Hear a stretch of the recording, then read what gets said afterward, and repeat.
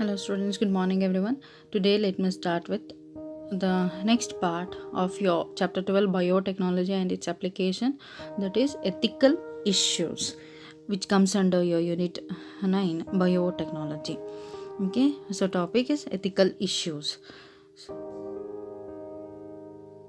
This is the lesson biotechnology and its application. In that, one part is ethical issues. So what is ethical issues? Problems of unpredicted results. So ethical issues ಅಂತ ಹೇಳಿದ್ರೆ, so the issues are something, a problem which is harming any person's, okay, ಕೆಲವೊಂದು ಥಾಟ್ಸನ್ನ ಫೀಲಿಂಗ್ಸನ್ನ hurt ಮಾಡೋದು ಐತಲ್ಲ. So maybe an animal, maybe a plant or an human being. So ಅವರ ಫೀಲಿಂಗ್ಸನ್ನ hurt ಮಾಡುವಂಥ ಕೆಲವೊಂದು ಇಶ್ಯೂಸನ್ನು ನಾವು ಎಥಿಕಲ್ ಇಶ್ಯೂಸ್ ಅಂತ ಹೇಳ್ತೀವಿ. Or else what is ethics means it is the relationship of the plants and the animals and the humans with each other. So for example, ನೀವು ಮನೇಲಿ ಒಂದು ನಾಯಿ ಸಾಕಿರ್ತೀರ ಅಂತ ಅಂದ್ಕೊಳ್ಳಿ ಅಪ್ಪ. ಓಕೆ, ಸೊ ಅದು ಸಾಕಿರ್ತೀರಾ. ಸೊ ತುಂಬ ದಿವಸ ತನಕ ಅದನ್ನು ಸಾಕ್ತೀರಾ ನೀವು. ಸೊ ಅದಕ್ಕೆ ಏನೋ ಒಂದು ಪ್ರಾಬ್ಲಮ್ ಆಗಿ ಅದಕ್ಕೆ ಏನೋ ಒಂದು ರೋಗ ಬಂದ್ಬಿಡುತ್ತೆ, ಅದು ಸತ್ತೋಗುತ್ತೆ. ಓಕೆನಾ, ಇಟ್ ವಿಲ್ ಡೈ. ಸೊ ತುಂಬ ವರ್ಷದಿಂದ ಅದನ್ನು ನೋಡ್ಕೊಂಡಿರ್ತೀರ, ನೀವು ಅದ್ರ ಜೊತೆ ಬೆಳೆದಿರ್ತೀರ, ಎಲ್ಲ ಮಾಡಿರ್ತೀರ. ಸೊ ಅದಕ್ಕೆ ನಿಮ್ಗೆ ಏನಾಗುತ್ತೆ, ಸೊ ನೀವು ಅಳ್ತೀರಲ್ವಾ, ನಿಮಗೆ ಒಂಥರ ಬೇಜಾರಾಗುತ್ತೆ ತಾನೆ. So that feeling of your self with that of that animal. Okay, so ಅದು it is an animal, it is other living organism, human ಅಲ್ಲ, ಅದು ನಿಮ್ಮ ರಿಲೇಷನ್ ಅಲ್ಲ. It is not your father, it is not your mother, not your brother, sister ಅಲ್ಲ. But still ಅದರಿಂದ ಒಂದು ಏನು ನಿಮಗೆ ಅಟ್ಯಾಚ್ಮೆಂಟ್ ಇರುತ್ತೆ, that love feeling towards that animal, that is called as ethics. Okay, so ಅದನ್ನು ನಾವು ethical issues. ನೀವು ಬಯೋಟೆಕ್ನಾಲಜಿನ ತುಂಬ you have very much developed in science and technology. ಆದರೆ ಅದರಿಂದ ಕೆಲವೊಂದು ಆರ್ಗ್ಯಾನಿಸಮ್ಸ್ಗೆ ಎಫೆಕ್ಟ್ ಆಗುತ್ತಾ, whether it is hurting an animal or a plant or an human ಅಂತ. ಸೊ ಅವ್ರದ್ದು ಒಂದು ಇದನ್ನು ಹ್ಯುಮ್ಯಾನಿಟಿನ ಇದು ಎಫೆಕ್ಟ್ ಮಾಡುತ್ತಾ. So all these are the issues which comes under ethical issues. So what are the problems of unpredicted results? ಕೆಲವೊಂದು ಸರಿ prediction ಇಲ್ಲದೇ ಆಗುವಂಥ problems. So genetic modification May cause unpredictable results when such organisms are introduced in to ecosystem.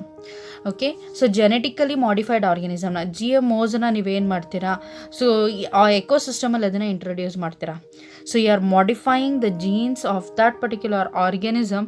ಅವರ ಬಾಡಿಯಲ್ಲಿ ಇರುವಂಥ ಒಂದು natural ಕ್ಯಾರೆಕ್ಟರ್ಸನ್ನ ಬಿಟ್ಟು ನೀವು ಆರ್ಟಿಫಿಷಿಯಲ್ ಆಗಿ ಇನ್ನೊಂದು ಕ್ಯಾರೆಕ್ಟರ್ಸ್ನ ಹಾಕ್ತಿದ್ದೀರಾ. ಸೊ ಅದು ಒಳ್ಳೆ ಕ್ಯಾರೆಕ್ಟರ್ ಆಗಿರ್ಬೋದು, but you are changing that natural condition into an unnatural condition.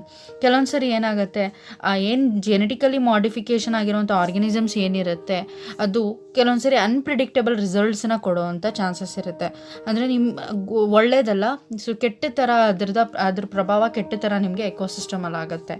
So that is a problem here. So Indian government has set up organizations like GEAC, that is Genetic Engineering Approval Committee ಅಂತ ಒಂದು committee ಐತೆ. So this committee makes a decision about the validity of genetic modification research and the safety of genetically modified organisms for public services. So ಈ ಕಮಿಟಿದ ಕೆಲಸ ಏನು ಅಂತ ಹೇಳಿದ್ರೆ, ಯಾವುದಾದ್ರೂ ಒಂದು ಆರ್ಗ್ಯಾನಿಸಮನ್ನು ನೀವು ಜೆನೆಟಿಕಲಿ ಮಾಡಿಫೈ ಮಾಡಿರ್ತೀರಾ. ಸೊ ಏನು ಜೆನೆಟಿಕಲಿ ಮಾಡಿಫೈಡ್ ಅಂತ ಹೇಳಿದ್ರೆ, ಸೊ ಅದರಲ್ಲಿ ಇರೋವಂಥ ಒಂದು ಜೀನನ್ನು ರಿಮೂವ್ ಮಾಡಿ ಇನ್ನೊಂದು ಜೀನನ್ನು ಆ್ಯಡ್ ಮಾಡ್ತೀರಾ, ಅಥವಾ ಅದರ ಇರೋವಂಥ ಜೀನ್ಸ್ ಜೊತೆಗೆ ಇನ್ನೊಂದು ಎಕ್ಸ್ಟ್ರಾ ಜೀನನ್ನು ಆ್ಯಡ್ ಮಾಡುವಂಥದ್ದು, ಅಥವಾ ಡಿಲೀಟ್ ಮಾಡುವಂಥದ್ದು. ಓಕೆ, ಸೊ ಇದು ಮಾಡಿಫೈ ಮಾಡಿದ್ದಾಗ ಅದನ್ನು ನಾವು ಜೆನೆಟಿಕಲಿ ಮಾಡಿಫೈಡ್ ಆರ್ಗ್ಯಾನಿಸಮ್ಸ್ ಅಂತ ಹೇಳ್ತೀವಿ.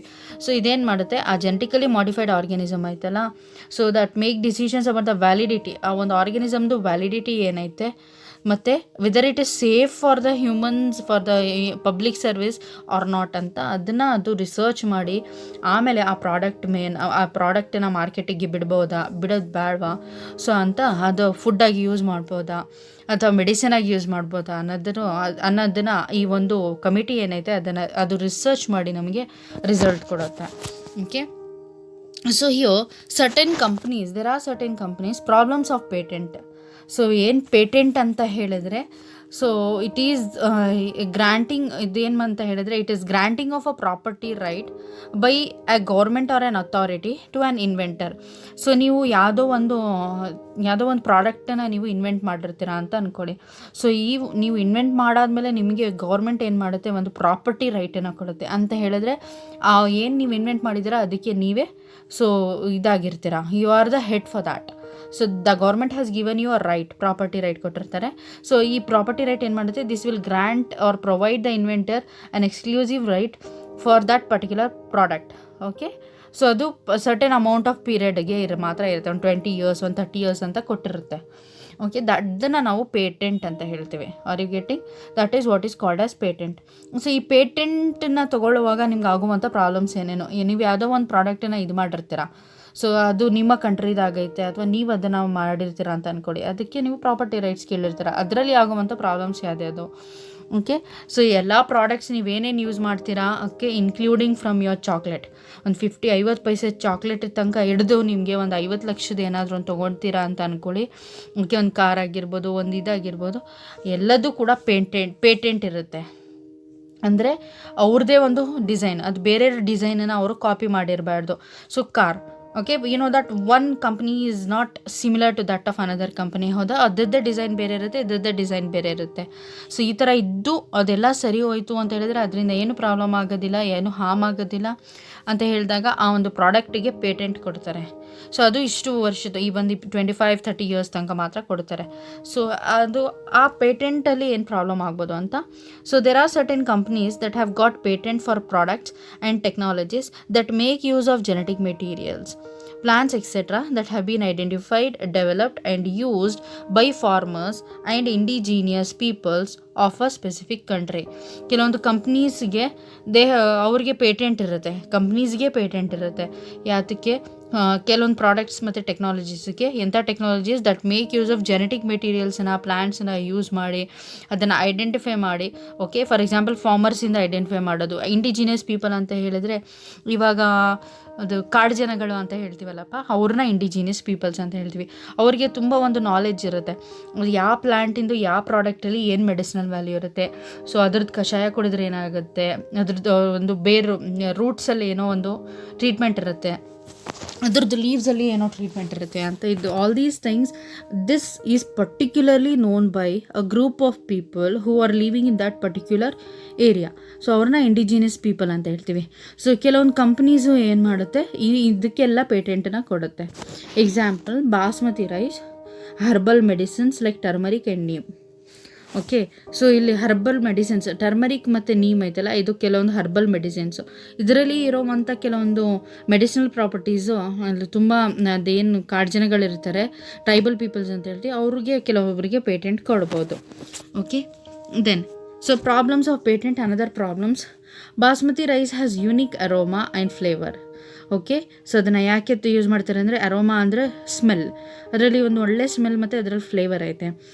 India has 27 varieties of basmati rice at present. ನಾವು 27ಗಿಂತ ಜಾಸ್ತಿನೂ ಕೂಡ ಐತೆ, ಬಟ್ ಅಪ್ರಾಕ್ಸಿಮೇಟ್ ಆಗಿ 27 ಅಂತ ಹೇಳ್ತೀವಿ. In the year 1997 an American company got patent rights on basmati rice through the US Patent and Trademark Office. Okay, so actually ಇಂಡಿಯಾದಲ್ಲಿ ಇದು originate ಆಯಿತು ಅಂತ ಹೇಳ್ತಾರೆ, but American company has taken a patent on this rice. Okay, through the US Patent and Trademark Office ಅಂತ ಒಂದು ಐತೆ.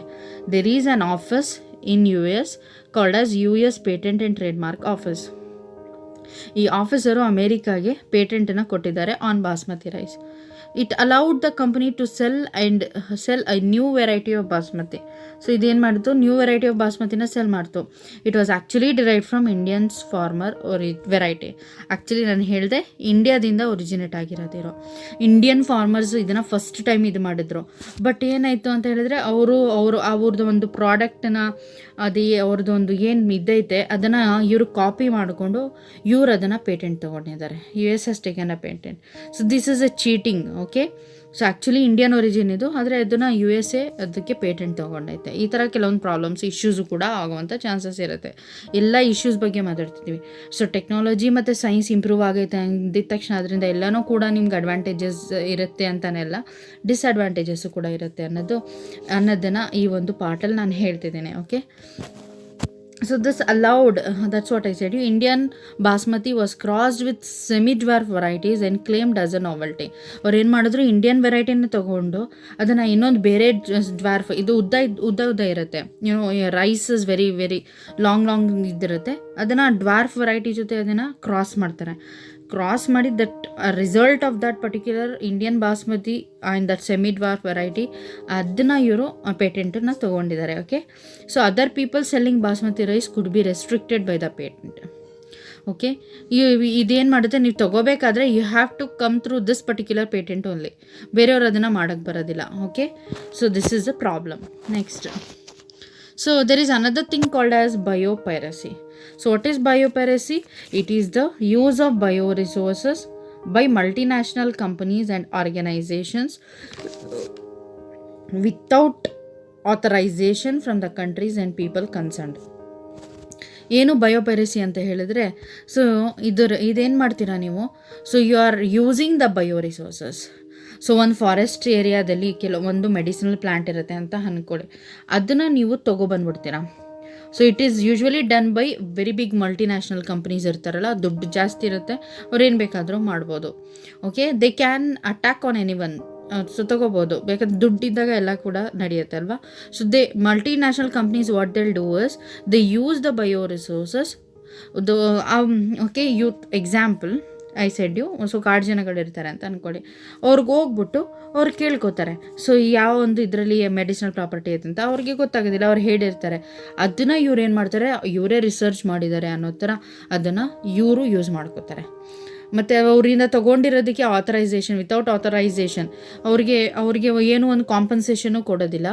Compensation ಅಂತ ಹೇಳಿದ್ರೆ ಅವ್ರಿಗೆ ಇಷ್ಟು ಅಂತ ದುಡ್ಡು ಕೊಡಬೇಕಾಗುತ್ತೆ, because they have shared their knowledge.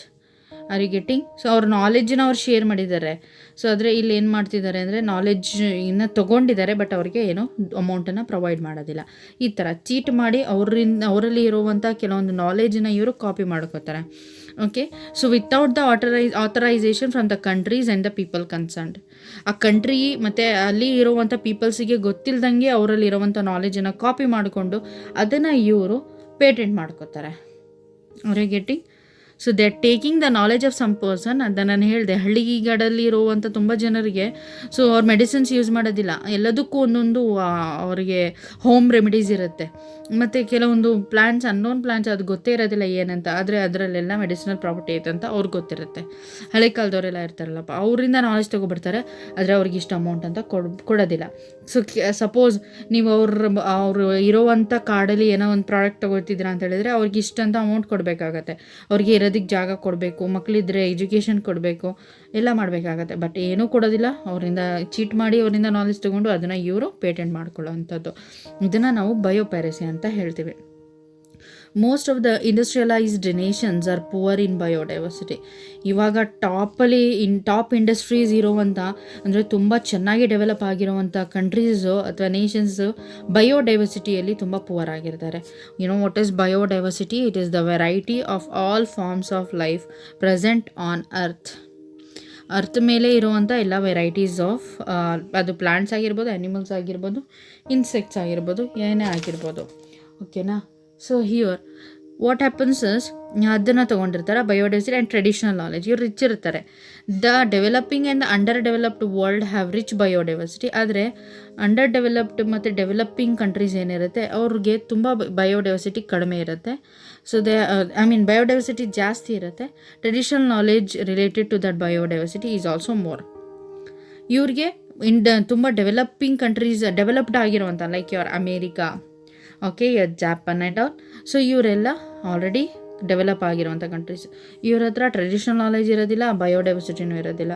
ಆದರೆ so they'll cheat the people who are there in this underdeveloped and developing countries and they'll take their knowledge. ಅದನ್ನು ತೊಗೊಂಡು ಇವರು ಟೆಕ್ನಾಲಜಿನ ಡೆವಲಪ್ ಮಾಡ್ತಿದ್ದಾರೆ. Okay, so one example I will show you here. It has to develop laws to prevent unauthorized exploitation of biodegradable resources and traditional knowledge. So ಕೆಲವೊಂದು ಲಾಸನ್ನು ಮಾಡಿದ್ದಾರೆ ಇದನ್ನು avoid ಮಾಡೋದಕ್ಕೆ. Okay, so here you can see in the diagram. So this is the person. So ಇವರು ಅಲ್ಲಿ ವಾಸವಾಗಿರುವಂಥ ಜನಗಳು, ಅವರಿಂದ ಎಲ್ಲ ಕೇಳ್ಕೊತಾರೆ. Okay, this is the rich people, multinational companies, industries ಇರೋರು. ಇವ್ರು ಏನು ಮಾಡ್ತಾರೆ ಅಂದರೆ ಇವರಿಂದ ಇನ್ಫಾರ್ಮೇಷನನ್ನು ತೊಗೊಬಿಟ್ಟು so they close their mouths and they will take this particular product. ನೋಡಿ, ಅದು ಯಾವುದೋ ಒಂದು ಪ್ಲ್ಯಾಂಟನ್ನು ತೊಗೊಬಿಟ್ಟಿದ್ದಾರೆ. Okay, so they have cheated that person and taken that knowledge, traditional knowledge, and they ನಾವು ಪೇಟೆಂಟ್, ಇದು ಈ ಪರ್ಸನ್ ಇವಾಗ ಅದನ್ನು ಪೇಟೆಂಟ್ ಮಾಡ್ತಾನೆ. Okay, so that is what is called as biopiracy. So it has to develop, ಕೆಲವೊಂದು ಲಾಸ್ನ develop ಮಾಡಬೇಕು.